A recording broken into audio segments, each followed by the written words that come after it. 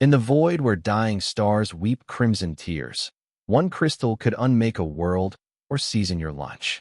The celestial council of elemental sciences hung in orbit like a cathedral carved from light, its crystalline spires refracting the last gasps of a red giant into rainbows of doom. Inside the infinite spiral chamber, delegates from 100 civilizations floated in zero-G reverence. Translucent seraphim monks pulsing with bioluminescence, armored crag war priests clutching relic staves, and sleek AI envoys projecting fractal halos. The air thrummed with sacred silence, until High Priest Veilcor ascended the obsidian altar, his robes a living aurora. Brothers of the cosmos, his voice echoed through translators like cathedral bells. The forbidden has been unearthed. With a gesture, a containment field shimmered open. Inside floated a glittering cube, pure, perfect, terrifying. Halithium, the crystal of collapse. 1 gram in water triggers a chain reaction that fractures planetary cores. Touch it, and flesh dissolves. Dissolve it, and worlds explode. Gasps rippled outward. A crag delegate sealed his helmet with a hiss. An AI envoy's halo glitched into static. Veilcor's glowing staff flared. Worse, this mineral saturates a Class M world. Earth. Their oceans are rivers of it. They mine it by the megaton, store it in transparent jars, trade it in open markets. They touch it barehanded. The chamber erupted. Monks chanted exorcisms, war priests activated defense grids, and a tentacled diplomat fainted into its own ink cloud. Prophecies screamed from ancient texts.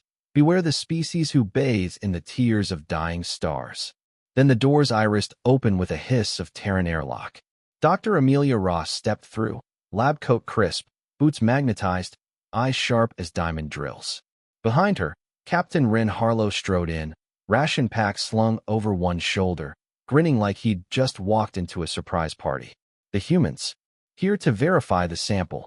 Veilcor's staff dimmed a fraction. You stand before the end of worlds, he intoned. Confirm the crystal's identity, or bear witness to your species' madness. Amelia leaned over the altar, squinting at the cube. Her lips twitched. Ren sniffed the air, then laughed, a sound so casual it might as well have been a gunshot. The chamber froze. Every eye, sensor, and tentacle locked on them. High Priest, Amelia said, voice steady but sparkling with mischief, that's not halithium. Veilcor's aura flickered. Impossible. Our scans. It's sodium chloride. Ren cut in, pulling a small packet from his pocket. We call it table salt. The altar's containment field shuddered. Somewhere, a monk dropped his prayer orb. Outside the viewport, the dying star seemed to pause mid-collapse. But here's the real question, starfarers.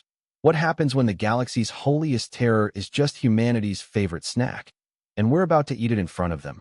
What if the galaxy's holiest terror was just a garnish, and the humans were about to prove it by licking their fingers? The chamber's gravity generators whined, struggling to keep delegates from drifting into the ceiling as panic surged. Veilcor's staff blazed white-hot, casting shadows that writhed like dying gods. You name the crystal of collapse? He thundered. You dare claim familiarity with apocalypse? Amelia's calm was a blade sharper than any relic. High Priest, sodium chloride isn't a weapon. It's seasoning. She tore open Ren's ration packet. Crystals glittered like fallen stars. Delegates recoiled. A crag war priest fumbled for his plasma mace. We sprinkle it on fries. Popcorn. Everything. Ren popped a piece of dried meat into his mouth, crunching loudly. Needs salt, he said, and poured a pinch straight onto his tongue. The hall exploded, not literally, but close. Alarm screamed. Containment shields slammed down. A seraphim monk fainted mid-levitation, robes tangling like a broken kite. They're ingesting it, a tentacled envoy shrieked, ink clouding the air. Planetary suicide. Veilcor staggered, staff clattering. Your oceans, brine pits of dissolution. Your blood, poison with halithium. His voice cracked. How do you live? Transition. The humans exchanged a look, half pity, half showtime. Amelia activated a hollow projection from her wrist pad. Earth bloomed in the air. Azure oceans swimming with salt. Ancient humans harvesting it from evaporated seas. Medieval traders bartering white gold. Modern factories churning out shakers by the billion. Life evolved in it, she said. Our nerves fire because of it. Without it, we'd die. Rin grinned, sprinkling salt on another ration. Also melts ice. Clears sidewalks. Ever try a margarita rim? He offered the packet. A brave AI envoy extended a probe, then yanked it back as if burned. Suspense coiled tighter. Velkor's knees buckled. You? Consumed the crystal that unravels stars. His aura flickered between faith and fracture. Behind him, delegates whispered of holy wars, trade embargoes, quarantines. A shadowy crag general slunk toward the exit, already plotting to weaponize Earth's oceans. Another faction live-streamed the madness. #Saltpocalypse trending across the galactic net. Amelia stepped closer, voice soft but seismic. High Priest, watch. She poured a pile into her palm, glittering doom, and licked it clean. The chamber held its breath. Nothing happened, except Ren's smirk. Could use pepper. Velkor's staff went dark. The monk's prayers died mid-chant. Somewhere, a defense grid powered down in defeat. But tell me, cosmic voyeurs, if humanity's blood runs on Planet Killer, what happens when we show them the real pantry? What if the substance that shatters worlds is also the one that keeps humanity alive, and we just handed the galaxy a shaker? The alarms cut out mid-wail, leaving a hush so complete the dying star's solar wind sounded like a whisper through the viewport. Velkor knelt amid scattered prayer orbs, his crystalline robes dimmed to funeral gray. The high priest's staff lay cold on the altar beside the untouched Halithium cube, now just a fancy paperweight. Amelia crouched, voice gentle. It's not poison, Velkor. It's life. She flicked her wrist pad. The hollow shifted from apocalypse to abundance. Kids licking salt off pretzels at ball games, sailors preserving fish in barrels, grandmas seasoning Sunday roast. We turned a cosmic hazard into culture. Trade. Survival.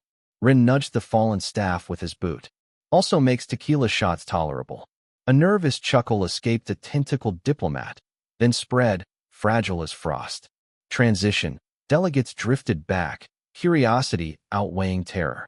The crag general who'd plotted ocean raids now recorded notes on culinary diplomacy. The fainted monk stirred, blinking at Amelia like she'd resurrected the dead.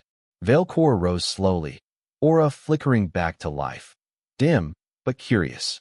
Your blood sings with the crystal? Every heartbeat, Amelia confirmed. Without it, our nerves short-circuit. We'd be statues. She produced a small, glowing orb, a Terran salt lamp, warm amber light pulsing like a tiny sun. For your temple. Plug it in, watch it glow. Just don't snort it. Rin slapped the priest's shoulder, gently, for a human. Start small. Try it on popcorn. Then we'll talk margaritas.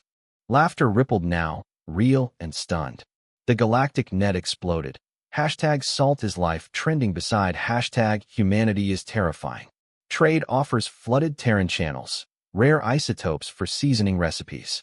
A Seraphai acolyte live-streamed himself tasting a grain, eyes wide as supernovas. Final weave. Velkor lifted the lamp, its light catching the cube's facets. You wield the power to end stars. His translator glitched, then settled. And you flavor existence with it. He bowed, not submission, but respect. Your people are terrifyingly blessed.